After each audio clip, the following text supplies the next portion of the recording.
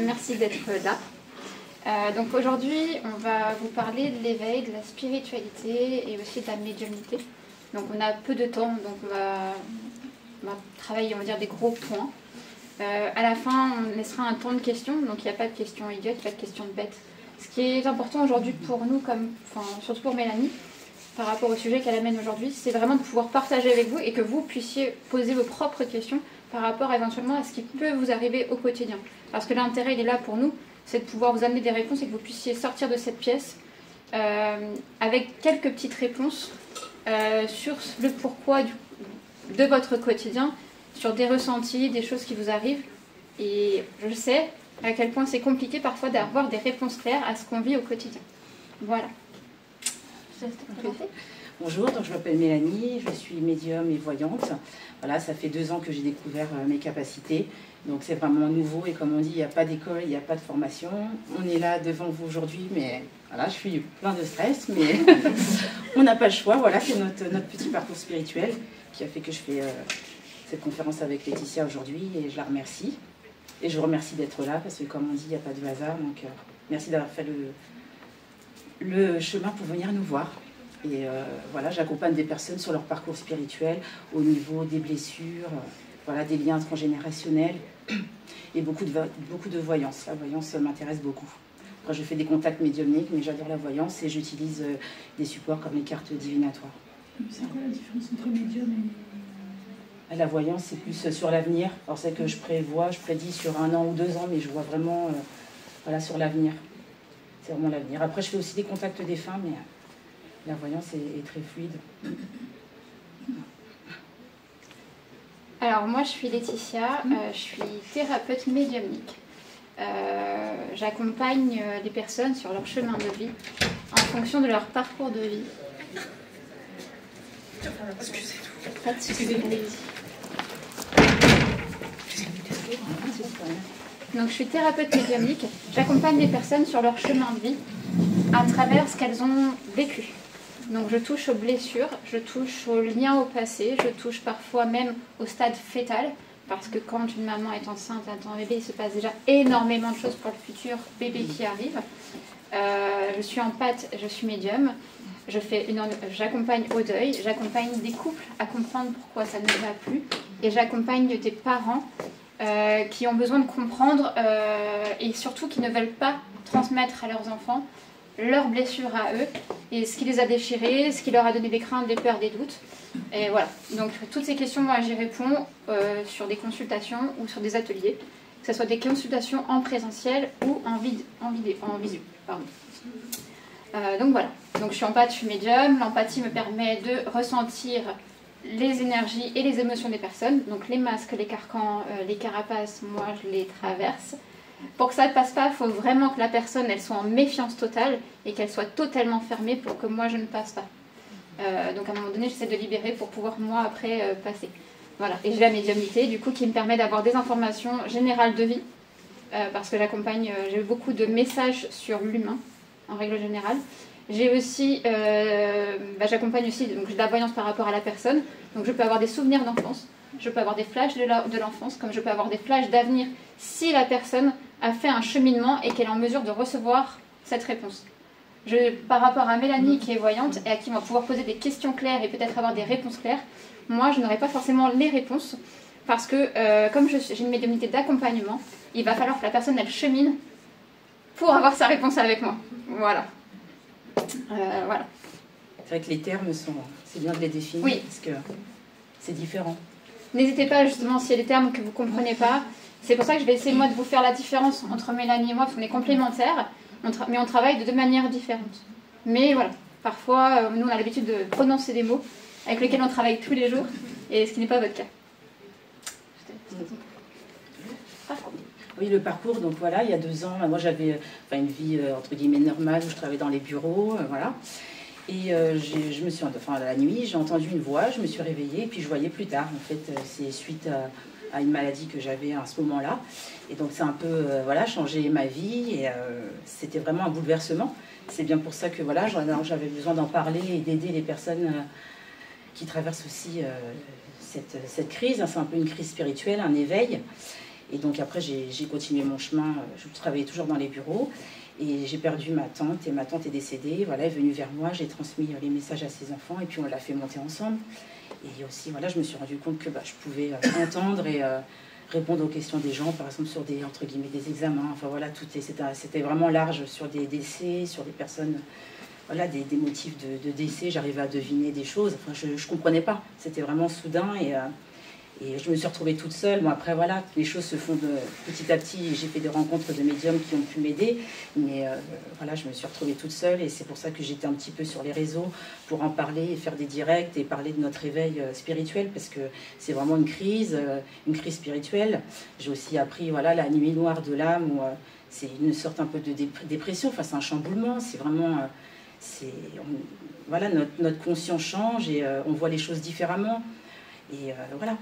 C'est pour ça que je suis ici et j'avais besoin d'en parler et d'échanger avec les personnes et d'aider les plus jeunes parce que c'est vrai qu'il y a beaucoup de jeunes qui viennent vers moi, qui ont des ressentis, qui se sentent différents, qui voient les choses différemment et qui se demandent pourquoi, voilà, par exemple, on tombe sur des pervers narcissiques, enfin des schémas répétitifs et voilà, comment on peut couper les liens d'âme et se guérir, quoi, se soigner. C'est comme on dit, on a un peu des cicatrices internes et il faut aimer ces cicatrices, il faut en prendre conscience pour se soigner. Et si on n'est pas là, si on ne fait rien, on répète toujours les mêmes choses et les choses se répètent. Et voilà, et on se demande pourquoi ça m'arrive qu'à moi. Et voilà, on n'a pas de réponse. C'est pour ça qu'on est ici. C'est un peu de l'éveil, voilà, c'est de l'éveil spirituel. C'est un peu ma mission de vie, de faire de l'éveil à tout niveau. Voilà. Alors pour moi, moi je suis empathe et médium de naissance, mais je ne le savais pas parce que oui. Excusez-moi. Pas de souci. Je n'ai pas compris le début de la phrase. Ah, je suis empathe et médium de naissance. C'est quoi? Alors, Je suis empathe. Empathe, oui. Empathe, c'est l'empathie, c'est être empathique. Et empathe fait que c'est ce que je disais tout à l'heure, je ressens les émotions des personnes. Donc même des lieux, des gens, des situations. Je vais ressentir si c'est positif, si c'est négatif, s'il y a du malaise, enfin plein de choses. Donc ça, moi, je le ressens depuis que je suis toute petite, ce qui m'a valu une vie très, très, très compliquée. Donc moi, j'ai un parcours de vie qui est très large, avec beaucoup de vécu, un parcours de vie qui est très, très important dans beaucoup de domaines, qui me permet aujourd'hui de comprendre énormément de gens parce que je l'ai vécu. Ensuite, j'ai un parcours professionnel qui m'a fait toucher au milieu de la petite enfance. Donc, notamment salle de naissance, grossesse pathologique, maternité. Et j'ai été nourrice agréée pendant 14 ans. Qui fait que j'ai compris, j'ai analysé ce qui se passait dans le rapport parent-enfant, comment ça se mettait en place, comment le parent transmettait et comment l'enfant se construisait avec tout ça. J'ai ensuite eu mon parcours de médiumnité, du coup, qui s'est réveillé. C'est-à-dire qu'il y a 2 ans et demi, j'ai fait un rêve. Jusqu'à là, tout va bien. Donc j'ai fait un rêve voilà, de quelqu'un où la personne, on se retrouvait, enfin voilà, bras dessus, bras dessous, et tout va bien. Et à 6h30 du matin, quand mon réveil a sonné, quelque chose m'a poussé à aller sur mon téléphone portable, sauf que c'était quelqu'un qui avait 0 réseaux sociaux. Donc je me suis dit, ouais, pourquoi pas. Et en fait, je suis tombée directement sur l'acte de décès.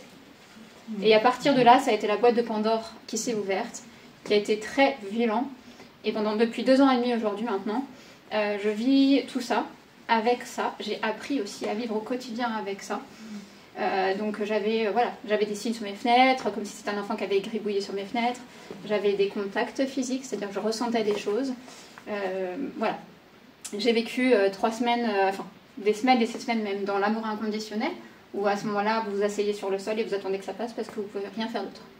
Au niveau matière aujourd'hui, il n'y a rien qui peut correspondre à ce que moi j'ai ressenti pendant ces moments-là. Donc j'ai appris par moi-même, même si j'avais des amis qui m'ont aidé de certains côtés, j'ai appris par moi-même à trouver des réponses à mes questions. Surtout qu'en plus, moi, comme j'ai une médiumnité qui est différente de ce qu'on connaît, j'avais beau lire plein de choses sur Internet ou dans les livres, j'avais aucune réponse. J'avais rien qui m'expliquait ce que je vivais. Donc j'ai fait un travail journalistique sur le rapport d'âme, les liens d'âme. Qu'est-ce qui se passe? Pourquoi moi j'ai ce rapport d'âme avec ce défunt qui est parti et avec lequel je suis plus proche que si on était vivant. Pourquoi? Qu'est-ce qui se passe? Pourquoi je suis médium? Qu'est-ce qui a fait que je suis devenue médium? Ça veut dire quoi les signes? On en entend parler, mais c'est quoi? Ça veut dire quoi? Dans quel but? qui est-ce qui se passe derrière. Parce qu'on dit toujours le monde invisible, donc moi je l'appelle le monde invisible. Je dis souvent de l'autre côté et pas là-haut, vous verrez sur le long de la conférence, parce que pour moi là-haut ça n'a pas vraiment de sens, puisque pour moi c'est de l'autre côté, c'est-à-dire de l'autre côté derrière un voile que nous on ne perçoit pas mais qui est pourtant bien là. Donc tout ce que je transmets aujourd'hui avec vous en atelier, en consultation, c'est que du vécu. Il n'y a aucune formation, il n'y a aucun bouquin, c'est que ma compote à moi, comme j'aime le dire, que je transmets. Et en médiumnité, il faut savoir que tout ce que je transmets, je l'ai vécu avant de vous le transmettre. Il n'y a rien de choses que je vous transmets parce que j'ai entendu dire ça ou j'ai cru que ça. Non, c'est que du vécu. Donc voilà, pour vous montrer un peu que la médiumnité, c'est pas que de la magie. Il y a l'envers du décor, comme j'aime dire, et que l'envers du décor, faut accepter de vivre avec. Voilà. Il n'y a rien de plus simple finalement, comme tu dis, oui, il n'y a pas d'école, il n'y a pas de formation. Et c'est parce qu'on a vécu, par exemple, moi j'ai un schéma répétitif de rencontres avec par exemple des pervers narcissiques, des personnes qui viennent à moi, voilà, on voit aussi ce vécu-là. Mais c'est vrai qu'on croit, enfin aujourd'hui, moi je ne me fais pas appeler médium, si on me pose la question je réponds, mais je ne me vends pas comme médium, parce qu'aujourd'hui l'image que l'humain a de la médiumnité, ou de cet univers-là, ne me convient pas et que j'ai pas envie d'avoir ça comme image sur le front. Donc c'est pour ça qu'aujourd'hui j'essaye moi à travers plein de choses, dont des ateliers, des conférences, d'amener cette vision, je dirais, de la médiumnité, qui peut être une clé dans nos vies, parce qu'eux peuvent avoir des réponses que nous on ne peut pas avoir ici. Et moi je le transmets parce que je l'ai réellement vécu. Pour moi ma médiumnité elle a été la clé de toute ma vie. Aujourd'hui j'ai un bien-être que jamais je n'aurais pu avoir sans la médiumnité. Mais après, il faut vivre avec ça. Un jour en salon, on m'a dit, vous avez de la chance, vous êtes capable de voir vos défunts, de parler avec. Et je leur ai dit, ouais, c'est peut-être une chance, c'est une richesse. Moi, ma médiumnité, c'est une vraie richesse aujourd'hui. Mais il faut, je dirais, je ne vais pas dire avoir les épaules, mais il faut accepter de vivre avec. Parce que c'est des nuits blanches, c'est des choses un peu bizarres qui vous arrivent, c'est des connexions que vous ne demandez pas. C'est des deuils que vous ne faites pas, parce que moi mon deuil je ne le ferai jamais, jamais je n'accepterai la manière dont on me l'a donné. Ça a été très violent et ça a été une chute vertigineuse, mais ça m'a amené beaucoup de richesse, parce qu'aujourd'hui j'ai compris les liens d'âme, j'ai compris la vie, j'ai compris le deuil, j'ai compris pourquoi on est là, j'ai compris tout le sens de tout ça. Donc voilà. Mais c'est vrai qu'après c'est pas simple. Non. Ce qui n'est pas simple, je pense que tu pourras le dire, c'est aussi la vie dans notre quotidien. Oui. Avec nos enfants, nos maris, nos familles. Il est difficile, même de la société au niveau amical ou professionnel, il est difficile de ne pas connaître le rejet. Parce qu'on touche à des choses qui sont quand même pas évidentes à comprendre et qui fait qu'on n'est pas forcément accepté ou on va être traité de plein de manières différentes parce qu'on ne rentre pas dans un carcan, qu'on ne correspond pas à un moule et qu'on commence à partir dans des choses qui sont pas forcément comprises de tout le monde. Et il faut qu'on accepte ça dans notre quotidien parce que ça fait partie de notre chemin d'âme, notre chemin d'histoire, notre mission de vie. Oui. Parce que comme je le dis, avoir des capacités, ce n'est jamais gratuit. C'est pour nous, mais c'est surtout pour les autres. Et on donne beaucoup, beaucoup, beaucoup de nos personnes pour pouvoir vivre avec ça. Voilà. Mais oui, on n'est pas préparé, et oui, personnellement, oui, nos proches ne sont pas préparés, ne le comprennent pas, tout le monde n'est pas éveillé comme vous, et il y a beaucoup d'incompréhension, beaucoup de moqueries. Ouais. Mais aussi, voilà, parce que comme on dit, on n'est pas né pour se dire je vais être médium. Avant, on avait un travail, entre guillemets, normal, donc c'est un chamboulement total, personnel et professionnel. Mais qu'on n'a pas le choix d'accepter. Parce que si on ne l'accepte pas, ça peut nous retomber dessus au niveau chemin d'âme. Donc, qu'est-ce que vous appelez si vous ne l'acceptez pas? C'est-à-dire qu'en fait, si on se bat contre, parce que je dis toujours qu'avoir des capacités, que ce soit Mélanie, que ce soit moi, que ce soit d'autres médiums que j'accompagne aujourd'hui, avoir des capacités, ça fait partie de nous. Ça fait partie de notre histoire. Nous, on n'a rien demandé et on vient avec. À un moment donné, ça se déclare. Moi, ça s'est déclaré du jour au lendemain, on ne m'a pas demandé mon avis. Et qui fait qu'à un moment donné, se battre contre ça, c'est se battre contre nous-mêmes. Parce que ça fait partie de nous, ça fait partie du pourquoi on est là. Donc si on va contre ça, pour plein de personnes, pour la famille, pour notre couple, pour nos enfants, pour nos amis, pour un travail, on va contre nous-mêmes. À ce moment-là, c'est une guerre qu'on déclare à nous-mêmes qu'on déclare à notre histoire, qu'on déclare à notre chemin de vie, et à un moment donné, on va nous le ramener. Soit la médiumnité va revenir de plus en plus forte, parce que de l'autre côté, nous, on a un accompagnement, qui fait que ça va se revenir et revenir et revenir jusqu'à temps qu'on craque, jusqu'à temps qu'on lâche prise. Soit on va nous laisser tranquille, par contre, quand on va retourner de l'autre côté, on va avoir un problème. Et certainement qu'on le revivra l'après, parce que ça fait partie de notre histoire. D'accepter ce que l'on est, d'accepter de transmettre, d'accepter ce qui se passe, ça fait partie de notre histoire. Moi, ce que je transmets aujourd'hui, c'est une partie de moi. Parce que c'est une partie de ce que j'ai vécu, c'est une partie de mes émotions, c'est une partie de l'amour que j'ai pu avoir ou que j'ai pu donner, c'est une partie de moi que je transmets à chacune des personnes que je rencontre. Donc ça fait partie de moi. Aujourd'hui, si je n'irais pas dans ça, je ne serais pas en adéquation avec moi, je me trahirais moi-même, je me rejetterais moi-même, et en plus je ne me rendrais pas service parce que de toute façon, ça serait perdu. Ah oui. Donc aujourd'hui, je sais que moi, dans mon quotidien, je le vis, je ne suis pas comprise de tout le monde, mon mari me laisse faire, mais il ne comprend pas forcément tout. Mes enfants, pareil, mais je sais que je n'ai pas le choix. Aujourd'hui, on me demanderait de faire le choix, de faire des choix.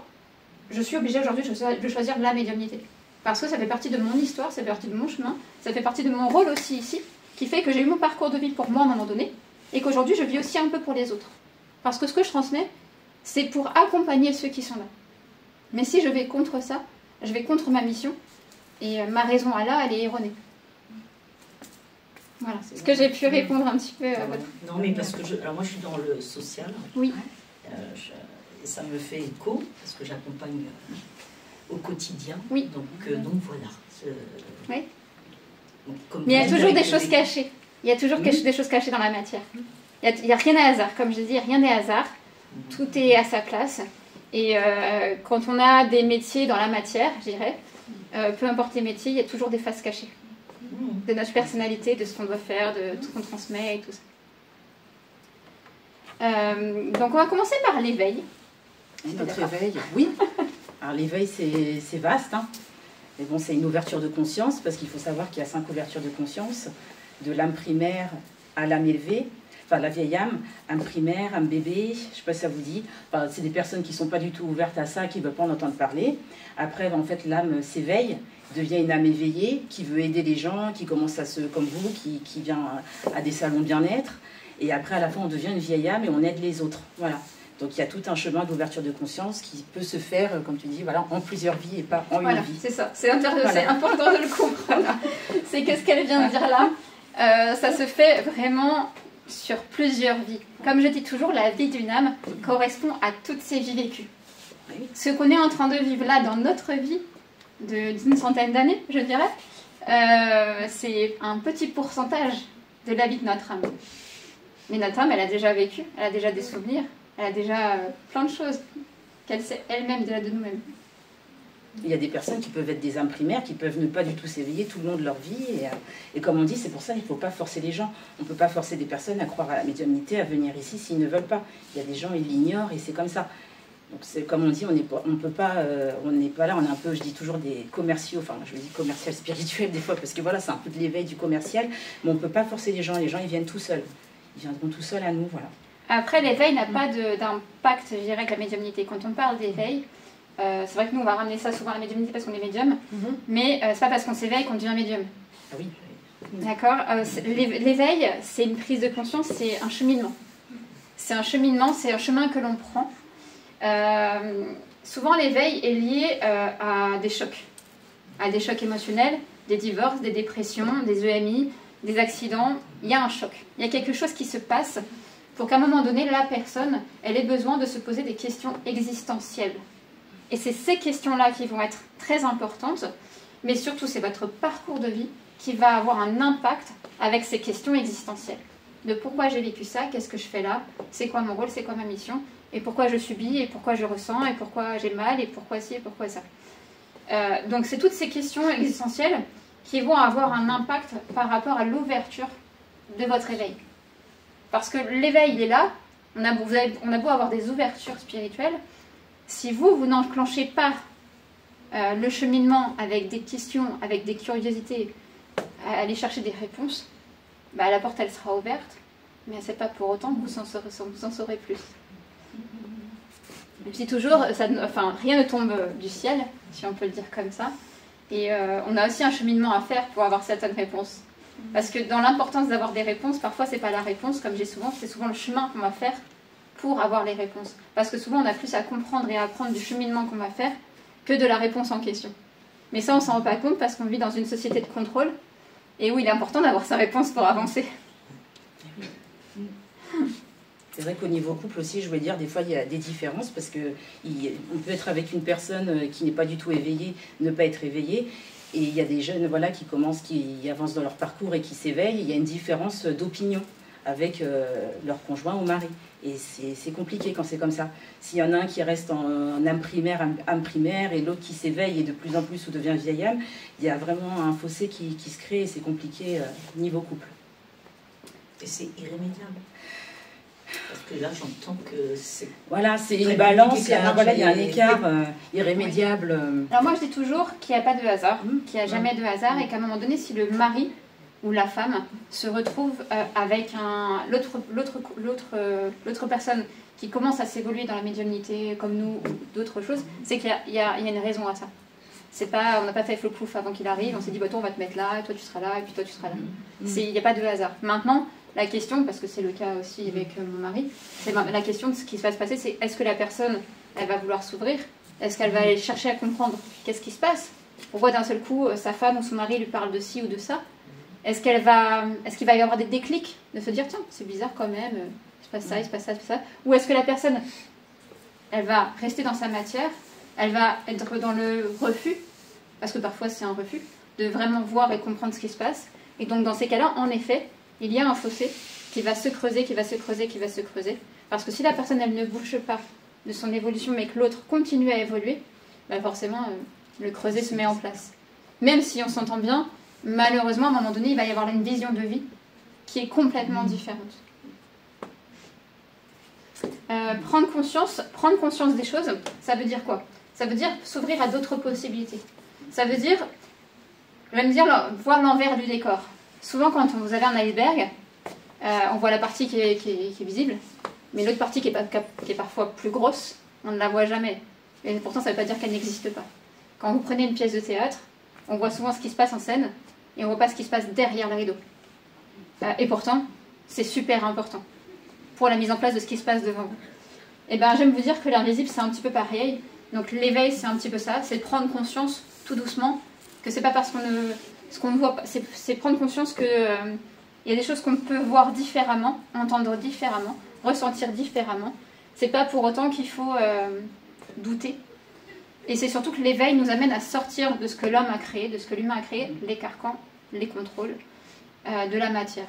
L'humain, depuis des générations, trouve des moyens pour évoluer, pour que notre quotidien devienne plus facile. Sauf qu'à un moment donné, il part dans l'exagération et il va dans l'autodestruction. Pareil, il va l'utiliser pour, à un moment donné, émettre des contrôles. Mais ça, c'est depuis la nuit des temps qu'on cherche à contrôler. Parce que c'est toujours plus simple de pouvoir mettre des contrôles un peu partout. Ça nous évite d'avoir des personnes qui partent dans tous les sens. Ça nous évite plein de problèmes, je dirais. Et donc, on se rend compte très vite que dans l'éveil, à un moment donné, on se rend compte des carcans humains, de tout ce qui a été positionné, qu'on ne voyait pas avant. Mais à un moment donné, quand le voile tombe, et bien là, tout doucement, on commence à se rendre compte de choses qu'on ne voyait pas. Comme ça, en tout cas de cette manière-là. Et pourtant, qui sont bien là. Des carcans humains, vous en avez des milliards aujourd'hui. Tout le temps. Et moi, je dis toujours, l'impossible est un mot inventé par l'homme. Parce que finalement, qu'est-ce qui est réellement impossible? Aujourd'hui, je pourrais vous mettre la main sur l'épaule, à vous tous. Et par rapport à qui vous êtes, par rapport à votre histoire, par rapport à votre affectivité, par rapport à ce qui vous a construit, vous n'allez pas du tout le recevoir de la même manière. Et pourtant, c'est complètement invisible. Moi, j'ai rien fait, je vous ai juste touché l'épaule. Mais l'intention que je vais mettre et l'intention que vous allez mettre à recevoir sera totalement différente. Et pourtant, il n'y a rien qui se passe dessous. Donc, c'est comprendre qu'il se passe des choses qu'on ne peut pas contrôler, mais qui nous accompagnent au quotidien. Et c'est ça, s'éveiller. On dit l'invisible, comme on dit, mais en fait, tout est visible. Hein. Tout est sous nos yeux, mais c'est visible finalement. Même les signes, c'est tous les jours. Si on en prend compte, c'est tous les jours qu'on en a. Il faut vouloir les voir. Et donc, dans l'éveil, on va être face à des signes, des synchronicités, comprendre que peut-être il n'y a pas finalement tant de hasard que ça, que le hasard n'existe peut-être même pas. Il va y avoir les raisons existentielles. Il va y avoir tout un tas de choses qui va se mettre dans votre curiosité, dans la compréhension de se dire, tiens, et si, et si, et si. Et rien que le « et si », finalement, devient positif, parce que vous cassez le côté impossible. Et si, finalement, c'était vrai? Et si ça arrivait? Et si ils étaient là? Et si la personne qui est partie, elle n'était pas si loin que ça? Et finalement, cette relation d'amour, elle était encore présente. Et c'est ça qui fait construire l'éveil, et qui met l'éveil en marche, parce qu'en répondant tout doucement à vos questions, en allant chercher les réponses, vous allez mettre en chemin un cheminement qui va être crucial dans tout ce que vous allez comprendre après. Et après, tout a un impact par rapport aussi à pourquoi vous êtes là, par rapport à votre mission d'âme, par rapport à tout ça. Parce qu'il y a des personnes qui vont s'éveiller parce que c'est crucial là par rapport où elles en sont. Il y a des personnes qui ne s'éveilleront pas du tout dans cette vie-là parce que c'est pas du tout le moment pour eux. Donc voilà. Est-ce que tu as des choses à rajouter sur l'éveil? Pour vous, l'éveil, ça veut dire quoi? Au final? On se réveille, hein, ça se vit dans le réveil, dans la prise de conscience. On prend conscience. Oui, prendre conscience. Prise de conscience. Est-ce que vous êtes tous en éveil ou est-ce que des personnes qui sont réellement en éveil et qui vivent des choses particulières ici? Nécessairement. Je vois toutes de sourire depuis tout à l'heure, là, donc j'avais bien cette idée, mais... Et est-ce que ce qu'on vous dit, ça colle un petit peu avec ce que vous rencontrez ou pas? D'accord, ok. Et vous le vivez bien, enfin, Pour l'instant, ça va? D'accord. Parce que je suis au début, je pense, donc peut-être qu'après, enfin, mais j'ai une amie qui est comme ça et là, c'est compliqué, effectivement. Pour l'instant, on me laisse un peu tranquille. D'accord. Après, il faut savoir que au-delà du côté capacité, on est tous guidés, donc tous accompagnés. D'accord? C'est pas parce que nous, on est médium qu'on va avoir un accompagnement, qu'on va avoir des guides. Alors oui, on a des guides et des accompagnants qui sont en mesure par rapport à ce qu'on vit. Mais on est tous guidés et accompagnés. On a tous des personnes qui sont responsables, je dirais, de nous par rapport à ce qu'on vit. Et tout notre quotidien est basé sur des signes qu'on nous envoie pour aller sur ce cheminement-là. Comme je dis toujours, la vie n'est pas là pour qu'on se prenne un mur. Par contre, on vit ce qu'on doit vivre. On traverse ce qu'on doit traverser. Mais c'est pas pour ça que ça doit devenir une fatalité. Il y a toujours une raison à tout de la mise en place des choses. J'aime bien voir certains sourires sur vos visages. Bonne ou mauvaise. Il y a des sourires qui en disent tellement long. Bonne ou mauvaise, voilà, on n'a pas le choix de les vivre, hein, comme les liens karmiques, ça doit vous parler, voilà, bonne ou mauvaise, qu'on soit en couple et qu'on on rencontre quelqu'un avec qui ça se match, et ben, c'est comme ça. Ça fait partie de notre parcours. Et on ne peut pas l'éviter. Des fois, on va en virer un, et ben, il y en a un autre qui reviendra après. C'est comme ça, on doit le vivre. C'est un chemin fait d'épreuves, hein, de toute façon, d'épreuves. Et les schémas répétitifs sont aussi des choses qu'on a à comprendre. Tant que ça se présente, c'est qu'à un moment donné, il y a quelque chose à faire. Alors après, il y a les schémas répétitifs aussi généalogiques, générationnels. Et là, c'est tout un autre cas de figure. Parce que dans certaines familles, va naître un enfant qui va être différent de la famille. Alors, moi, je les appelle les vilains petits canards parce que j'en suis un. Donc, je me permets ce nom-là. Mais est-ce que c'est réellement ça? C'est-à-dire qu'à un moment donné, on ne correspond pas au carton de la famille, on ne correspond pas à l'éducation qu'on nous a donnée. On commence à avoir des capacités, alors là, c'est phénoménal. On ne correspond plus à rien. Et qui fait qu'on est là pour casser les blessures générationnelles. On est là pour que cette lignée, pour que les blessures de cette lignée s'arrêtent. Pour que ceux qui arrivent derrière nous ne soient plus impactés par ces blessures dues à cette lignée ou à ces générations-là. Donc voilà. Oui, c'est même fait exprès. Enfin, moi, je sais qu'on m'avait dit ça serait trop facile si tu étais dans une famille qui y croyait déjà. Bah non, on va mettre plutôt un médium dans une famille où les personnes ne sont pas du tout éveillées. Bah oui. C'est le but. Hein. C'est en fonction aussi de nos vies antérieures. Voilà. Ça correspond à nos vies antérieures, je dirais. D'accord, ouais, sûrement. Parce qu'une blessure ne se résout pas en une vie. Parfois, ça prend plusieurs vies pour résoudre des choses. Et puis, alors, si on est du genre borné, on peut prendre plusieurs vies pour dépasser les choses. Parce que voilà, c'est... au niveau de la spiritualité, c'est quoi la différence entre l'éveil et la spiritualité? Alors, il y a deux mondes, c'est-à-dire qu'il y a l'éveil qui est un cheminement, et la spiritualité, c'est une manière de vivre. C'est un équilibre qu'on trouve à un moment donné entre la foi de la terre et la foi céleste. Et c'est arrivé, je dirais, c'est acquérir, c'est prendre un chemin qui vous amène une grande sagesse de vie, parce qu'à ce moment-là, vous comprenez réellement l'essence de la vie, les priorités sur la vie, l'impact, les différences. Ça vous amène aussi à l'amour, l'amour de soi, l'amour des autres. Et ça vous amène à, je dirais, à cette compréhension du tout par rapport au monde. Donc c'est tout un, je dirais, c'est vraiment une façon de vivre qui englobe tant l'humain que la terre, que la façon d'intégrer, que la façon de vivre, qui amène une sérénité, qui amène une paix intérieure, qui amène une compréhension, je dirais une compréhension qui dépasse tout, parce que c'est une compréhension pour le coup qui vous permet de tout vivre. Même si c'est compliqué, à un moment donné, cette sagesse, cet amour, que va vous donner cette spiritualité, la vôtre en l'occurrence, va vous amener à comprendre et à accepter quel que soit le chemin qui se présente devant vous. Mais par contre, ce chemin de spirituel, on y arrive en travaillant sur soi. On ne peut pas y arriver autrement. Ça ne tombe pas du ciel, et même quand il y a des choses qui tombent du ciel, croyez-moi, il y a encore un chemin de compréhension à faire derrière. Donc c'est forcément un travail sur soi qui est obligatoire pour accéder à cette, je dirais, liberté d'être. Parce que quand on est dans nos blessures, quand on est dans des carcans familiaux, quand on est dans des moules quelconques, on est emprisonné, on est dépendant.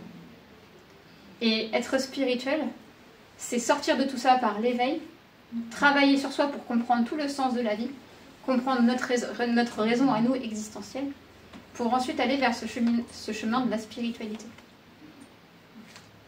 C'est le retour à soi-même en fait, hein, se connaître soi-même et donc après connaître les autres. Et voilà, c'est le retour à la nature, le non-jugement, la bienveillance. C'est vraiment simple finalement. Enfin, finalement, la spiritualité, c'est parmi nous. Hein. Je dirais que la spiritualité, c'est très simple et pourtant tellement compliqué d'y arriver. Parce que... c'est à cause de, comme on dit, voilà, c'est à cause de... Ouais, mais en fait, je dirais qu'on retourne à l'essence même de l'humanité, avec la spiritualité. C'est de prendre conscience de la Terre, c'est de prendre conscience de l'impact qu'elle a sur nous, c'est de prendre conscience des liens que l'on a entre nous, c'est de prendre conscience de nos complémentarités et donc d'accepter nos différences. C'est de prendre conscience de l'impact qu'on peut avoir des uns et des autres sur les autres. C'est de prendre conscience vraiment du tout, dans le tout, de manière à pouvoir vivre positivement, de manière très, je dirais, très sereine. Parce qu'arriver à ce degré-là, c'est vraiment qu'on a fait un sacré parcours déjà. Parce que finalement, comme je disais toujours, l'exemple, le papa boulanger, vu que son fils soit boulanger, le fils va suivre. Et finalement, il suit ce chemin parce qu'il suit ce que les parents lui ont dit de faire. Et c'est pas vraiment ce qu'il veut. Ça a été un peu aussi mon cas où je me suis découverte finalement moi-même.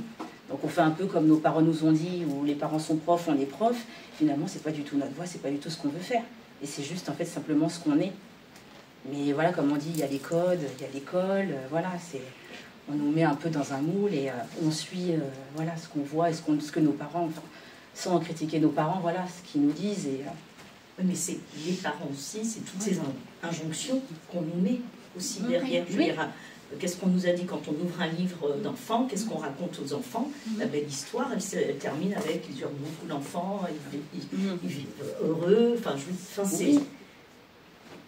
Ça, c'est le côté, pour moi, c'est le côté espérance et espoir. Le fait d'avoir des dessins animés. Non, mais je veux animés... dire, c'est papa-maman. C'est quand je veux dire, c'est une maman et un papa. Oui. Maintenant, je veux dire, ça peut être deux mamans, deux papas. Ah oui, oui, non, voilà, c'est quand je parle d'injonction. Oui. Et qu'est-ce que c'est qu'un couple voilà, sur. Enfin, je veux dire, on pourrait philosopher pendant un c'est pour ça petit que moment. Mais je veux dire, il y a beaucoup d'injonctions qu'on nous met. Et on nous met des choses dans la tête depuis tout petit. Et je pense, mais après, ça, c'est moi, c'est mon. Oui, mais tout à fait. Non, mais vous avez totalement raison. Hein. Ne serait-ce que les carcans. Alors, je vais toucher un truc peut-être qui va peut-être toucher quelques personnes qui sont là, mais ne serait-ce qu'on prend le mariage. On prend le mariage. Le mariage est un carcan. Pourquoi le mariage est un carcan? Parce que c'est un code de conduite qui a été imposé à l'homme pour plein de raisons différentes, sans forcément, je touche pas à la religion, hein, je touche pas à ça, et qui fait qu'aujourd'hui, par exemple, si on prend le lien d'âme, comme elle disait Mélanie tout à l'heure, le lien d'âme, c'est quelque chose de tellement, je dirais, fusionnel, que le corps physique n'a même pas d'impact. Parce que à ce moment-là, ça touche l'âme. Donc à ce moment-là, le corps physique, il peut abandonner. Et je dirais que quand on a compris ça et quand on a connu ce type de relation, on comprend à ce moment-là que dans les échanges entre nous, l'amour que l'on peut se donner et que l'on peut se porter, le mariage n'a pas besoin d'être. Parce que c'est ce que l'on se donne à soi dans la relation de couple, qui est primordiale. C'est pour ça que le carcan aujourd'hui, l'homme vit dans plein de carcans. Mais ça commence, et là je suis tout à fait d'accord avec vous, par les parents. Parce que l'enfant arrive, et l'éducation que les parents mettent en place, ben, l'éducation c'est quoi? Elle est créée par des parents qui ont un parcours de vie, qui ont un passé, qui ont des blessures, qui ont des craintes, qui ont des peurs, qui ont des cultures. Et cette éducation-là, elle est mise en place pour eux. Mais pas pour le petit bout qui est en train d'arriver. Cette éducation, elle correspond à nos parents, pas à nous. Mais du coup, dès le départ, on se construit dans un carcan qui n'est pas le nôtre, qui est celui de nos parents. C'est pour ça que moi, en consultation, je rencontre énormément de personnes qui ont des croyances sur eux-mêmes qui sont complètement faussées. Parce qu'elles ont cru, comme beaucoup d'enfants, elles se sont construites dans le regard de leurs parents, mais leurs parents, vous voyez, avec ce qu'ils étaient. C'est pour ça que je dis toujours, il faut d'abord apprendre à s'aimer soi-même avant d'être aimé des autres. Parce que les autres vous aimeront toujours avec ce qu'ils sont.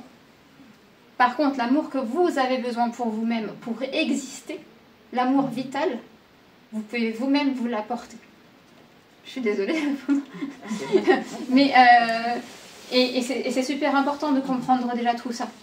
Parce que souvent, si on a la blessure de l'abandon, on va attendre des choses de l'autre, on va vivre à travers l'autre. On va se construire à travers les autres. On va se construire à travers un mari. On va se construire à travers des enfants. Et au final, on va courir après un amour qui n'existe pas et qu'on n'aura jamais, parce que ces personnes-là ne nous donneront jamais l'amour que l'on a besoin pour vivre. Parce qu'ils sont eux, avec leur vécu. Et je dirais que c'est égoïste même de demander à quelqu'un de nous aimer comme nous, on voudrait être aimé. Parce que si ça se trouve, la personne qui a un parcours différent de nous, elle n'est même pas capable de savoir ce que ça veut dire.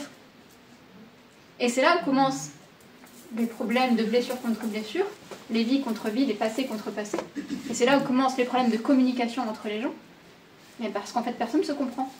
Bah oui, mais toi tu m'as trahi, bah oui, mais toi tu m'as abandonné, bah oui, mais toi tu m'as rejeté. Mais on peut aller loin comme ça.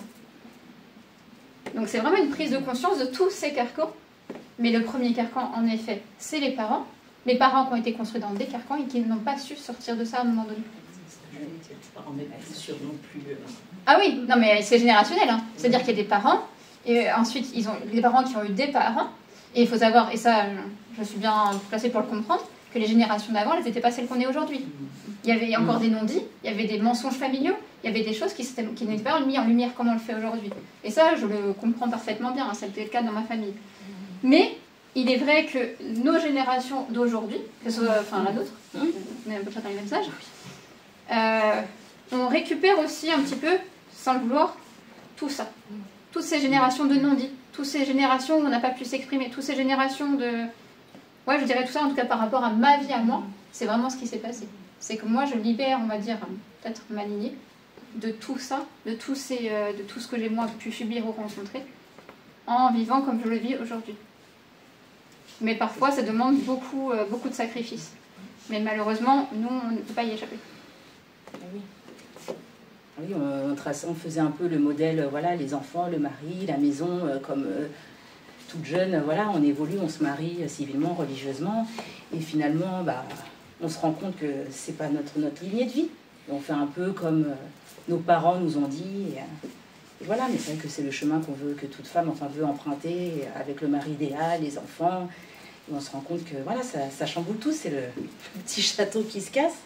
Parce que finalement, on se retrouve à faire de la médiumnité. Et puis c'est du jour au lendemain. Moi, on m'aurait dit, à 3 ans, tu seras comme ça. Ah oui. Moi, j'aurais rigolé, mais perso. Parce que déjà, dans une salle assis comme vous, je me serais mis bien au fond pour pas qu'on me voie. Alors, sincèrement, j'aurais rigolé au nez. Et le problème, c'est que c'est du jour au lendemain. Et en effet, quand on se marie et qu'on a des enfants, la personne a dit je comprends pas, quand je t'ai mariée, t'étais pas comme ça. Bah oui, mais en même temps, moi, j'ai pas choisi. Ça m'a pété à la figure. Qu'est-ce que je fais? Je décide de m'oublier moi. On s'oublie. Et on continue à être avec les personnes avec qui on est.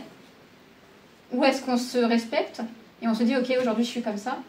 Qu'est-ce que je fais? Qu'est-ce que je fais avec ça? C'est pour ça que c'est compliqué. C'est compliqué de s'y retrouver. Mais c'est quand même des chemins qu'il faut vraiment prendre parce que au niveau de l'humanité, de ce qu'on vit tous aujourd'hui, c'est très compliqué. Et je dirais qu'il est vraiment temps, vraiment urgent, que les gens s'éveillent et se posent réellement des questions. Parce que là, c'est... Voilà. Comme je dis toujours, la Terre, elle peut vivre sans nous. Hein. Je dirais que même, il faudrait qu'elle vive sans nous pour être mieux. Alors que nous, sans Terre, on va avoir un problème. Donc, c'est comprendre. Il faut que les gens comprennent qu'on change. Même si on est avec quelqu'un à 25 ans, on se marie, on reste pas, notre conscience change. On arrive à me dire, t'étais pas comme ça à 25 ans. Non, parce que j'ai changé. Et voilà, rien n'est figé quoi, dans la vie. Hein. Et c'est surtout pour les jeunes, voilà, leur expliquer que... Oui, tout à fait. Et donc, pour vous faire un point sur, du coup, la médiumnité. Alors, la médiumnité qui n'a pas vraiment de lien avec... c'est un lien avec l'éveil. Parce qu'en règle générale, quand on devient médium, on a eu droit à l'éveil avant. Ou un minuscule éveil, mais on a eu droit à quelque chose avant. Par contre, la spiritualité, c'est pas sûr. Toutes les personnes qui ont des capacités sont très spirituelles. Alors, il faudrait, parce que moi, comme je dis toujours, on devrait justement être l'exemple, être un exemple pour beaucoup de monde. Parce que justement, on a vécu des choses, parce que justement, on a compris des choses. Et qu'en général, on a la vie qui va avec la capacité, je dirais. Mais malheureusement, tout le monde ne se pose pas les mêmes questions. Tout le monde ne se pose pas les questions existentielles. Donc je dirais que la médiumnité n'est pas forcément en lien avec la spiritualité au jour d'aujourd'hui. Par contre, elle a un lien en effet avec l'éveil. Donc la médiumnité, c'est quoi? Être médium, c'est être au milieu. C'est se retrouver à un moment donné entre ciel et terre. Être capable de voir, entendre, ressentir, ou même d'avoir des odeurs. Il y a des personnes qui les entendent, des personnes y voient, il y a des personnes qui ressentent, et puis il y a des personnes qui ont tout. Moi, j'ai tout. Toi, je sais pas, tu as quoi? Alors, voir, je vois pas. Par contre, après, sur la façon de voir, il y en a qui vont vraiment voir des personnes. Oui. Moi, voilà, je vais avoir une image dans ma tête, un peu comme dans un film, mais je vois pas en chair et en os. Oui, ok. Voilà, oui, moi, tout est dans ma tête aussi. D'accord, oui. C'est des flashs. Okay. Comme si j'avais un grand cinéma dans ma tête, en fait, et ça se présente comme ça. Je dirais que, comme je disais tout à l'heure, être médium aujourd'hui, par rapport à cet éveil et cette spiritualité, il faudrait qu'on soit un exemple de vie, de travail sur soi, qui amène à cette spiritualité, pour montrer justement le cheminement du travail sur soi. Aujourd'hui, il y a encore peu de gens qui vont vers ce travail sur eux-mêmes, parce qu'ils ont la fatalité, parce qu'ils ne veulent pas toucher au passé, parce qu'ils ne veulent pas avoir mal, parce qu'ils ne veulent pas retourner à des choses qu'ils ont déjà parcourues. Et pourtant, quand c'est pas réglé, ça revient toujours à un moment donné. Et la médiumnité, je dirais que par rapport à moi, ou même par rapport à toi peut-être, oui. Ça nous a permis, nous, d'allier les deux. D'allier des compréhensions de vie, d'allier des compréhensions de cheminement. Et c'est en lien aussi avec nos vies antérieures, à toutes les deux pour le coup. Parce que toutes les deux, on a des vies antérieures qui fait que c'est en lien avec ce qu'on vit aujourd'hui. C'est une suite, pour toutes les deux. La médiumnité, elle permet du coup de transmettre, de recevoir des messages, de soigner. Elle permet énormément de choses à la personne qui... je dirais la personne qui est médium, elle va avoir une médiumnité qui lui correspond. Qui lui correspond à qui elle est, qui correspond à son caractère, qui correspond à son vécu, qui correspond à ce qu'elle doit transmettre, qui correspond à son karma. Donc chaque médiumnité est unique. Il n'y a pas de jalousie ou de problème de compétition à avoir dans le milieu, parce que pour moi c'est vraiment une carte d'identité. C'est vraiment une carte d'identité avec ce qu'on est capable d'amener. Moi aujourd'hui, je suis médium, et pourtant elle vous donnera des réponses que moi j'aurais pas. C'est pour ça que d'ailleurs Mélanie, différent. Tu peux m'aider? Voilà, on s'aide, voilà. Ah bon, on est tous différents. Hein. Mais ça ne veut pas dire que je suis médium. Ça veut dire que moi, ma médiumnité, elle a un impact différent sur les gens. Et elle va avoir un autre impact. Mais parce que elle, ce qu'elle doit transmettre, c'est ça. Et c'est en lien aussi avec ses vies antérieures, comme moi, c'est en lien avec mes blessures à moi, de vies antérieures, qui fait qu'aujourd'hui, je suis là pour transmettre l'amour de soi et l'amour des autres, entre autres. Est-ce que vous avez des questions particulières sur la médiumnité ou sur le fait d'être médium? Non. Je vois votre tête bouger. Quand on s'y aide, par contre, moi, c'est mon cas, c'était mon cas. J'ai vu quand même autour de moi, du coup, est-ce que c'était un appel pour essayer de les guérir? Oui. Mon monde s'est coulé à côté, par contre, par des maladies et compagnie. Oui. Ouais. Ben, en fait, c'est vrai que si on ne lâche pas prise, à un moment donné, de l'autre côté, il se montre. Hein. Mais il lâche pas. Il nous teste aussi. Oui, il nous teste. Mais c'est vrai qu'avant le côté test, il y a le côté lâcher prise. Il y a des situations, par exemple, quand on est têtu ou qu'on ne veut pas voir des situations, qu'on ne veut pas les voir. C'est vrai que ça peut revenir. Ça peut revenir. Hein. Non, j'ai fait tout ce... Mais tout ce cheminement. J'ai tout fait ça. Mais après, oui, il y a les tests. Une fois que vous avez avancé là-dessus, après, il y a les tests pour savoir qu'est-ce que vous allez choisir. Vous avez deux choix. Vous allez là, vous allez là. Vous choisissez l'amour ou l'argent? Vous choisissez... Non, mais pas pour vous. Hein. C'est des exemples concrets. Là, je vous donne des images réelles et concrètes pour que ça soit plus simple à comprendre. Parce que, par exemple, quand vous avez un cheminement bien particulier, par exemple avec l'argent, au niveau d'une auto-entreprise, au niveau de choses comme ça, mais que vous avez peut-être un karma à travailler sur ça, vous aurez toujours ce choix de l'argent. Jusqu'à un moment donné de votre vie. Toujours. Moi, j'ai des cas de figure où des personnes autour de moi le vivent. Vous êtes sûr et certaine qu'à un moment donné, le choix, ils vont avoir ce choix. L'argent ou ça. L'argent ou ça. Tu vas choisir quoi? Tu choisis l'argent, t'es plombé pendant 3 mois. Ça veut dire que la personne, elle reste bloquée pendant 3 mois. Par contre, si elle choisit l'autre chemin, ça y est, elle continue son chemin. Donc oui, il y a beaucoup de phase tests. Mais ça aide à l'intégration aussi. Parce que dans les phases tests, ils voient si vous avez intégré ou pas, si vous avez compris ou pas le truc. Donc, je ne sais pas comment toi tu le vois. Mais... Oui, pour moi, tout se fait petit à petit, à notre rythme. Moi, je n'ai pas été choquée, par exemple. C'est vrai que moi, j'ai peur la nuit. Pareil, voilà, quand tu parles, on n'a jamais nuit complète. Donc, voilà, je ne vais pas me réveiller et voir un défunt comme ça. Enfin, ça vient doucement, ou au début, c'était des enfants. Enfin, on ne va pas me choquer. Ou peut-être un jour, au fil du temps, maintenant que, je m'assume plus. Mais en tout cas, rien n'est venu comme ça. Voilà, je ne vais pas avoir vraiment, quelqu'un qui, par exemple, on dit, il y en a, ils ont été tirés du lit ou touchés. Pour le moment, j'ai pas eu de choses qui m'ont choqué la nuit comme ça, parce que j'ai peur. Donc, et voilà, c'est parce qu'on est médium qu'on on a un contact avec les défunts facile, parce que moi, j'ai peur. Donc, ça se fait petit à petit. Ils respectent. Voilà, oui, ils respectent, tout à fait, pour chaque personne. Pas pour tout le monde. Ah oui. Par exemple, quelqu'un qui est prêt pour ça, toi, ou comme Dylan, par exemple, ils ont des... Voilà, vous voyez des visages sur les fenêtres, ou voilà, des choses que... Moi, je vois ça... on ne voit plus, quoi. Moi, pendant 4 jours, j'ai des choses qui sont tombées dans ma chambre, voilà. toute la nuit. Sauf qu'il n'y a jamais rien qui est tombé. Et en plein milieu de la nuit, j'entendais un truc tomber de mon lit. Bon, je verrai demain matin, et puis en fait, on voit demain matin, sauf qu'il n'y a rien. Je me dis, bon, merde, je suis folle ou quoi? Et voilà. Après, moi, je me suis déjà réveillée avec de la cigarette, 3h du matin, parce que j'avais le défunt d'une consultante qui venait me faire un coucou. Dans des rêves aussi, parfois, je peux avoir des défunts de mes consultants dans des rêves. Mais après, ce qui est cool, pour le coup, c'est qu'on me donne toujours l'image, en général, de la consultante en question. Donc, en général, le matin, j'appelle la personne en disant, bon, j'ai un petit message pour vous. Mais oui, moi, mes nuits, elles sont pareilles, elles sont très très courtes. Et elles bougent beaucoup, et puis elles sont en lien aussi avec les énergies du moment. Au niveau des énergies de la Terre, des astres, des choses comme ça. Alors moi, j'y connais pas grand-chose en astres, mais je sais que je suis très impactée par tout ça. C'est la cata. Il suffit qu'on enchaîne quelques pleines lunes ou quelques nouvelles lunes un peu fortes. Donc voilà, au niveau de la 3e, la 4e, là c'est ce qui se passe un peu en ce moment. Là, ça fait 2 semaines que c'est très très compliqué. On se retrouve vite assommé à 15h de l'après-midi, on ne comprend pas pourquoi. Mais ils sont là, comme par exemple 2 jours avant la conférence, toutes les deux, ou la nuit, on a eu... Oui. Voilà, on a eu des signes. Donc, ils sont là avec nous, tous les jours. Tout à fait. Voilà. Et par contre, c'est pas parce c'est pas parce que nous on est médium, attention. Nous on est médium, on voit, on entend, on ressent. Mais comme je dis toujours, on a tous une certaine médiumnité. Parce qu'on vient tous d'un plan. Et on est tous capables de communiquer avec ce plan. Mais ça, c'est votre foi. En règle générale, c'est la foi. Alors la foi en tout ce que vous voulez, je dirais. Qui va vous reconnecter aussi à ce plan-là. Parce que sur ce plan-là, vous avez la possibilité de communiquer, vous avez la possibilité d'apprendre à comprendre les signes de vos accompagnateurs, parce que ça s'apprend réellement. Pourquoi ça s'apprend? Parce que notre psychique a pris une habitude de voir, d'entendre et de ressentir d'une manière. Donc c'est simple, pour lui, ce qui ne se voit pas, se voit pas. On ne va pas chercher plus loin.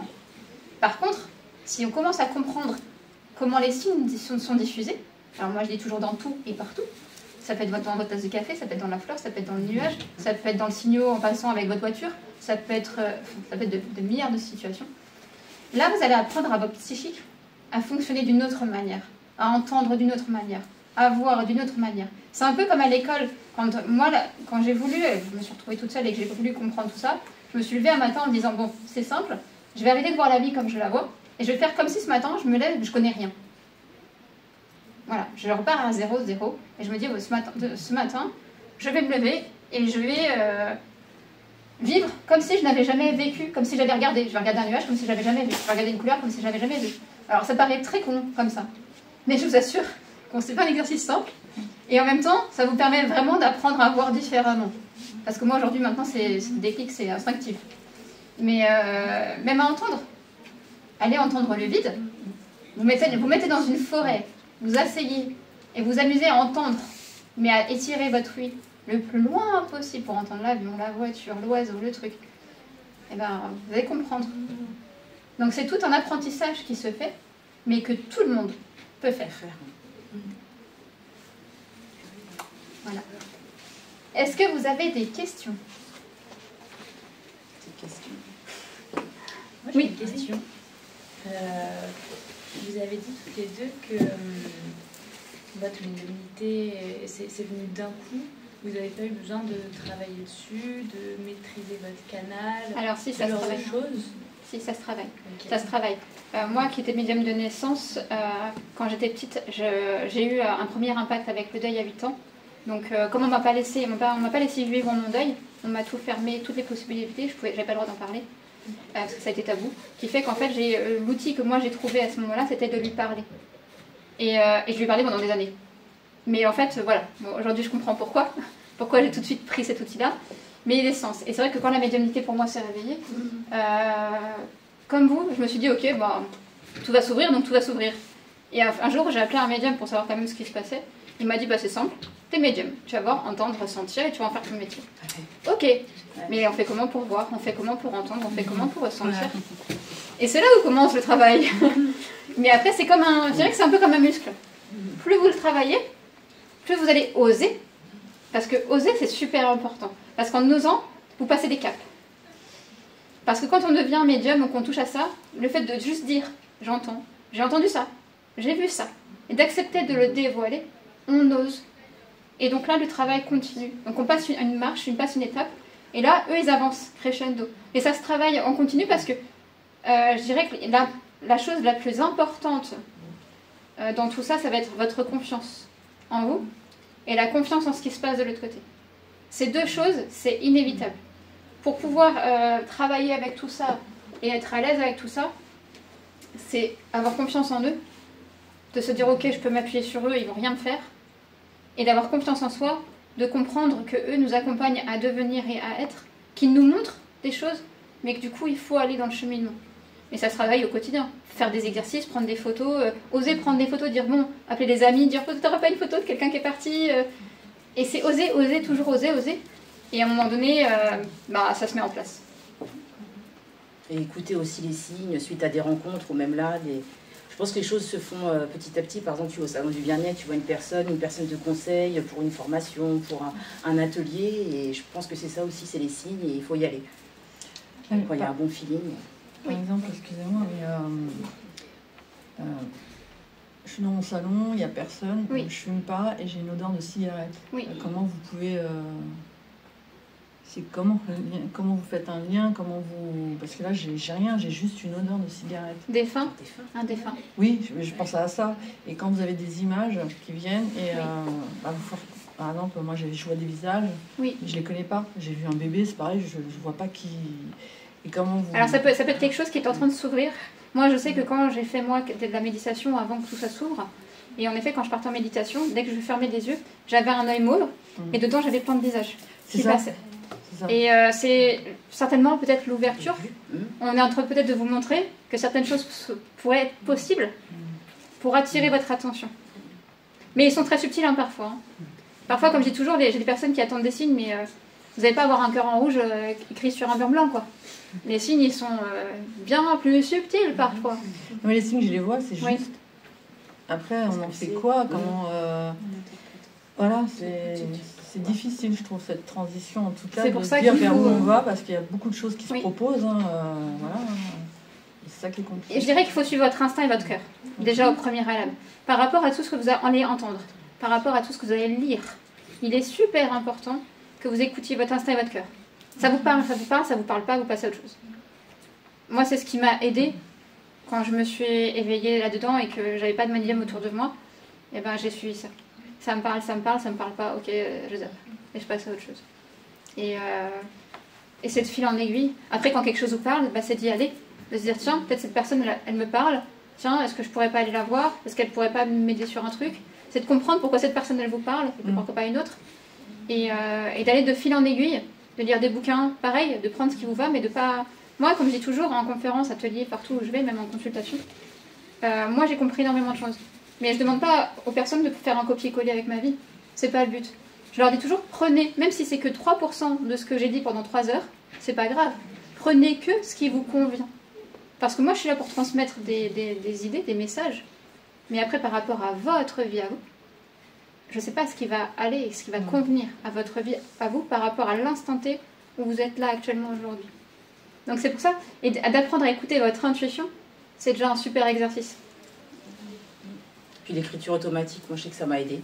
Ouais. Des fois je me posais comme ça et puis voilà, j'écoute, j'entends et j'écris tout ce qui me ressort, tout ce que j'entends et ça peut peut-être vous aider un petit peu. Ouais. Et souvent, médiumnité, c'est un exercice qui aide l'écriture intuitive. Parce qu'en fait, on est nous avec notre feuille, et ça paraît bête, mais du coup, on n'a pas les yeux des autres, on n'a pas tout ça. Et donc, on se rend compte que c'est plus facile de travailler en médiumnité au départ en écrivant que en disant comme ça ce qui vient, parce que c'est différent. Et donc, pareil, ça aide. Oui. Ouais. Diane, c'est ce qu'il fait encore. D'accord. Ouais, donc... Mais l'écriture, c'est des pensées, c'est le ressenti, alors je dirais que il y a pas, enfin, ça va être difficile de trouver le mot qui correspond et qui convient à ça. Ça dépend pourquoi l'écriture intuitive. Est-ce que c'est pour un contact défunt? Est-ce que c'est pour un ressenti, quelque chose? Ça dépend pourquoi. Et à ce moment-là, en fonction de la raison, c'est de se connecter à cette situation, à cette personne ou à cette raison et de laisser venir, mais sans filtrage. Comme si vous étiez mis à nu et que vous laissez venir. Il y a vous et votre feuille, de toute façon, il n'y a rien qui... Il n'y a aucun risque, je dirais. Et c'est ça, quoi. Après, toi, tu dirais quoi? Oui, c'est ça, tu écoutes tout ce que j'entendais, et j'écrivais, et ça ressort des choses, il y a des choses qui ressortent, et on avance un peu plus, concrètement. C'est ça. Et ça aide dans la prise de conscience, comme j'expliquais tout à l'heure. Du coup, ça ouvre des portes, parce que ça nous permet de prendre conscience de nous-mêmes, à ce moment-là. Prendre conscience de ce qui se passe, énergétiquement parlant, parce que l'invisible est très très très très grand et qu'on est loin de tout savoir, mais quand on commence à s'intéresser ne serait-ce qu'aux énergies, ben, on se rend compte que tout est énergie. La parole est une énergie, l'intention est une énergie, un geste est une énergie, la façon de se comporter est énergie, le pourquoi de vous êtes là est une énergie, tout est énergie. Et rien que là, ça, en vous intéressant à ça, ben, vous allez comprendre énormément de choses. Quand vous avez quelqu'un qui est un peu bougon et qui vient vers vous et qui dit « Oh, là, je sais pas ce qu'il avait, mais il m'a contaminé avec son truc », c'est énergie. Donc, voilà. Oui. Une question, est-ce que vous arrivez de voir des auras, comme des auras autour des gens? Alors, moi, un petit peu, mais ça dépend. Je sais pas si c'est dire comme ça. Mais ouais. C'est un exercice qui s'apprend, mais moi, pas spécialement. C'est pas ce qui m'attire, on va dire, en premier lieu. Je pense qu'on peut les voir. Hein. Oui. Enfin, moi, pour certaines personnes, alors, bizarrement, une personne qui m'a demandé où je voyais, mais pas comme ça. Je pense que voilà, moi, je vois l'intuition à la personne qui m'a demandé, oui, j'ai pu lui dire, mais sinon, je cherche pas. Je cherche pas l'aura vraiment, mais non, on pourrait le voir. Hein, je pense. Mais oui, ça des auras sont aussi. Ça vous est déjà arrivé? Alors moi, je vois. Alors, je sais pas si c'est des auras sombres, je sais pas si on peut dire ça, mais je sais que moi, je peux avoir des sensations de sombre, soit sur des personnes, soit dans des lieux. Voilà, c'est des sensations, des ressentis. Moi, après, moi, autour de moi, quand moi, ça m'arrive, parce qu'en tant que médium, on peut être souvent pollué au niveau de notre aura. Et ça, moi, je peux le percevoir. Avoir des sensations de masse sombre autour de moi. Ça, moi, je peux le ressentir et donc dire au magnétiseur avec qui je travaille, tu peux regarder parce que là, il y a un truc qui tourne pas rond chez moi. Toi, tu vois, toi, les masses sombres ou les choses comme ça, tu vois? Quand bouche à tout. Enfin, par exemple, oui, on ressent. Hein. D'accord. On ressent des choses. Ouais. J'ai une autre question par rapport à ça. Quand ça vient de l'enfance, comme vous par exemple, est-ce que vous n'avez pas eu peur? C'est-à-dire comment, en tant qu'enfant, on est très, très alerte en fait, à des questions très spirituelles, très profondes sur la mort, sur la vie, sur le sens, très jeune, et qu'on s'intéresse beaucoup à cet univers très jeune aussi, qu'on essaie des choses sans apprentissage, sans personne en encadrement. Est-ce qu'il est possible d'attirer à soi des choses qui ne sont pas souhaitées? Alors, en tant qu'enfant, moi, pour l'enfant lui-même, je dirais non, parce que l'enfant a des protections bien précises par rapport à son âge. Par contre, je pense que ça dépend dans la famille où il est. Par contre, s'il est dans une famille, dans une situation qui est très négative, lui peut se sentir mal, parce qu'il peut ressentir qu'autour de lui, ça ne va pas. Il ne sera pas lui-même forcément impacté, parce qu'il va peut-être même voir des choses, mais par contre, il va ressentir qu'il se trouve dans une situation de malaise. Donc après, il va le traduire avec des mots d'enfant, tout dépend de l'âge qu'il va avoir. Je parle de moi, du coup. J'avais compris. Je vais juste repréciser plus précisément. Ici, comment dire? Pour le coup, moi, j'ai sollicité cet autre monde très jeune. Oui. Et il y a eu des événements qui se sont produits dont j'avais plus le contrôle. Oui. Du moins, je ne l'ai pas eu du tout, dès le départ même. Mais j'avais l'envie de découvrir, sauf que sans encadrement, sans connaissance, dans les années 2000, il y a eu Internet. Est-ce qu'il est possible d'attirer des choses qui peuvent rester après, accrochées à nous, des choses comme ça? Parce qu'on avait des capacités dont on ne savait pas comment se servir. Maintenant, j'en suis à une autre étape, mais de se débrouiller tout seul, finalement, sur tout ce chemin, ce que vous disiez tout à l'heure. D'attirer, oui. D'être impacté, je ne sais pas. Je pense qu'en tant qu'enfant, on a vraiment des protections particulières, parce que moi, si je me base sur moi, sur mes ressentis à moi d'enfant, la foi que moi, qui m'a vraiment aidé à vivre et à survivre, parce que pour le coup, à un moment donné, je me suis retrouvée vraiment à survivre, c'est vraiment une force. C'est-à-dire d'avoir la sensation qu'il y a quelque chose autour qui se passe, cette croyance en quelque chose, mais on ne sait pas trop quoi. Et de me dire, à un moment donné, je me suis rendu compte que je tombais, mais je tombais bas pour comprendre, mais je ne tombais jamais assez bas pour tomber. Et que là, à ce moment-là, il y a toujours quelque chose qui me rattrapait. Et à partir du moment où je me suis construite, je me suis dit, bon, de toute façon, on ne me laissera jamais tomber. Donc c'est bête ce que mais j'ai vraiment pris ça comme ça. Et c'est vrai que j'ai cette force-là, moi, qui m'a beaucoup aidée à avancer dans mon enfance, parce que j'avais l'impression, j'ai toujours moi vécu à côté de la société, même dans ma famille, mais tout ça, j'ai toujours été à côté. Et c'est vrai que ce qui m'a toujours aidée quelque part, et ce qui m'a toujours pensé, c'est comme si autour de moi il y avait toujours des choses qui m'accompagnaient malgré la difficulté dans la matière. Alors après, c'est difficile de transcrire par rapport à des ressentis d'enfant et de trouver les bons mots. C'est pour ça que je dis être impacté, je ne sais pas, mais par contre attiré, je pense que oui, en fonction de votre chemin de vie, en fonction de votre karma, en fonction de la lumière que vous avez. Pour donner un exemple de souvenir, dans les âges de 7-8 ans, enfin, ça a commencé surtout, mes souvenirs finalement viennent de cette époque-là, de me dire, n'écoute pas, fais comme si tu avais entendu, tu l'as pas vu, tu n'as rien senti, parce que j'en avais peur en fait. Et je me cachais sous la couette. Mais qu'est-ce qui vous faisait peur? C'est une voix?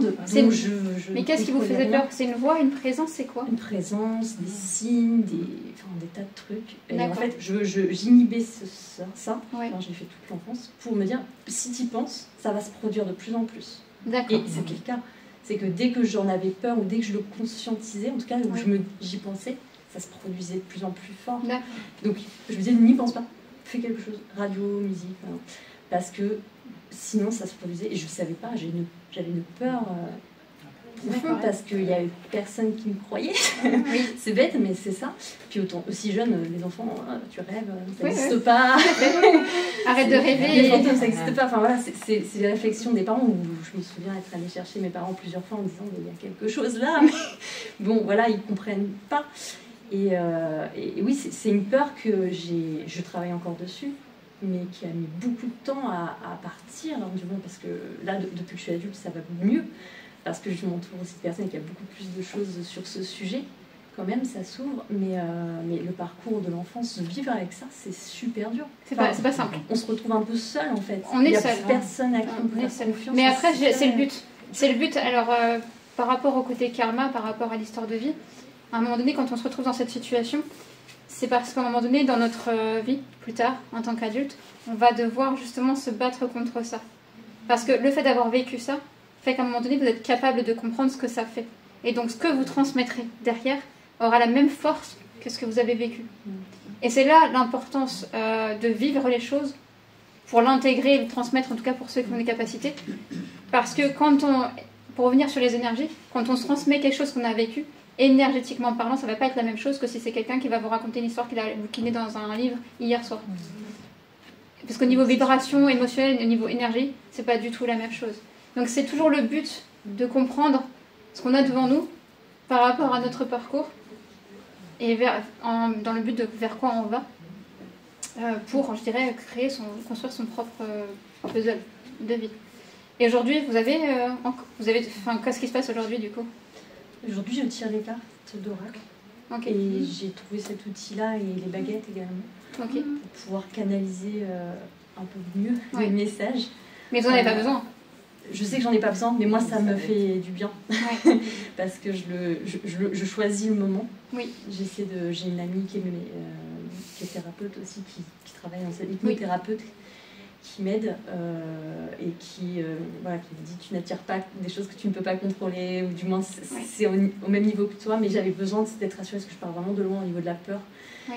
Et du coup, je tire ces cartes et ça me permet vraiment déjà d'accompagner les gens autour de moi, de m'aider moi-même et d'aider les autres, d'écouter mon ange gardien et les personnes qui m'accompagnent, mes guides.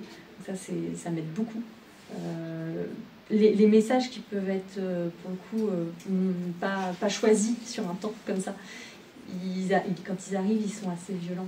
Ouais. Ils sont arrivés beaucoup la nuit et d'une manière très violente, c'est sous forme de cauchemar. Enfin, moi j'appelle ça des cauchemars parce que ça me réveille et que mon compagnon il me tient la main parce que c'est très comme puissant. Vous bloquez certaines choses et par des craintes, mais du coup ils interviennent comme ils peuvent. Et c'est vrai que le sommeil, c'est à un moment donné où on est en lâcher prise. Donc ça passe plus facilement. Après, pour moi, si je peux me permettre, vous avez une protection qui est mise en place qui fait qu'au niveau négativité, pour moi, vous n'avez pas de crainte à avoir, en tout cas actuellement aujourd'hui.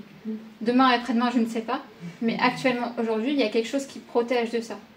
Vos guides, en fait, ont mis ça en place justement par rapport à vos peurs, pour que vous puissiez avancer en éliminant tout doucement les peurs les unes après les autres. Mais ça, il faut que vous en rendiez compte. Et il faut que vous lâchiez prise tout doucement, parce que, en effet, vous vous mettez en sécurité avec des outils, alors que vous n'en avez pas besoin. Mais c'est comme moi en conférence médiumnique, moi je vais prendre des photos, alors que je n'ai pas besoin de photos.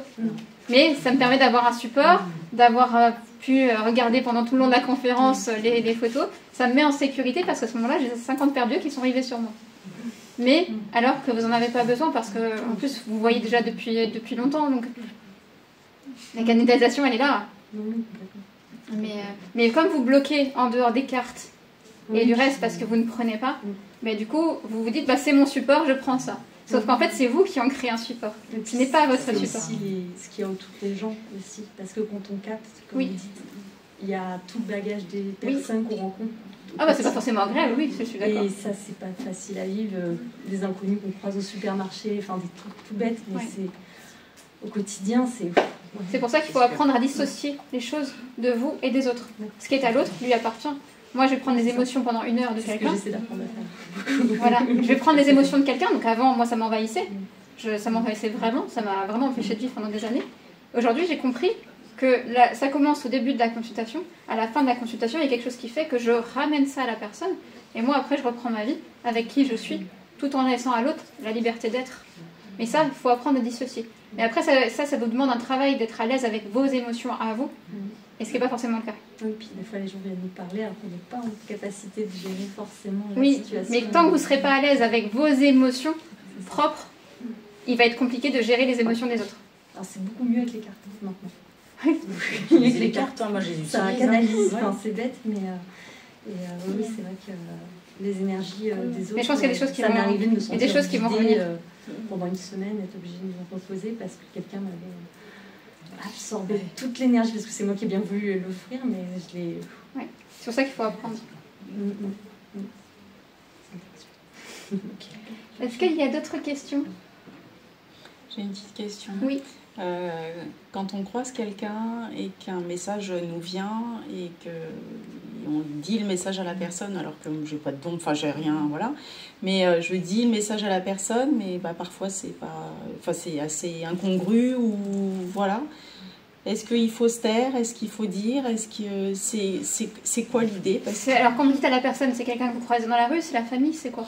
C'est pas forcément quelqu'un que je croise dans la rue, mais oui, ou ça va être quelqu'un que je vais croiser et je sais pas, en un quart d'heure, je vais avoir quelque chose, je la connais pas forcément, ou je peux la connaître. En fonction de ce que, en tout cas, moi ce que je ferais, en fonction de ce que vous recevez, soit vous arrivez à y mettre les formes et les mots de manière à ce que l'autre soit en mesure de comprendre ce que vous êtes en train de lui dire, soit vous rentrez trop dans son intimité, et dans ces cas-là, vous savez que ça peut être pas super bien pris à l'instant T. Ça va être à vous. Je le sais pas toujours en fait. Oui. Ouais. Toi, tu le ferais comment, toi? Bah après non, je coupe quand même. Après ça dépend du message, hein. Si c'est des choses, ça dépend de la gravité. Moi, je ou... coupe pas, donc, Ah oui, tu coupes pas. Enfin, oui, parce qu'on me dit parce que tu vas voir les gens, tu leur dis. Enfin après, c'est vrai que je me dis on s'en sort pas non plus. Mais voilà, après ça dépend du message. Mais en fait, parfois je sais pas que ce sont des messages. C'est ça le problème. Je crois. Oui, je comprends. Alors à ce moment-là, si vous avez la sensation que c'est pas un message, ça veut dire que ça veut dire pour le coup que là vous n'êtes pas responsable de rien. C'est parce qu'on passe par vous pour transmettre le message. Oui, et dans ces cas-là, vous pouvez rien faire. Ouais. Si vous n'avez pas conscience de ce qui est en train de se passer, vous pouvez rien faire. Ben en fait, je vais vous donner un exemple très concret. Je suis au travail, je passe devant ma collègue, elle est aux toilettes, mais porte ouverte, elle est en train de se laver les mains, et il y a une glace. Et en fait, je la regarde, je dis pas aux gens qu'ils sont beaux. Enfin, je m'amuse pas à dire t'es belle, t'es pas belle, etc. Et en fait, je la regarde et je la vois et je lui dis tu es une belle personne.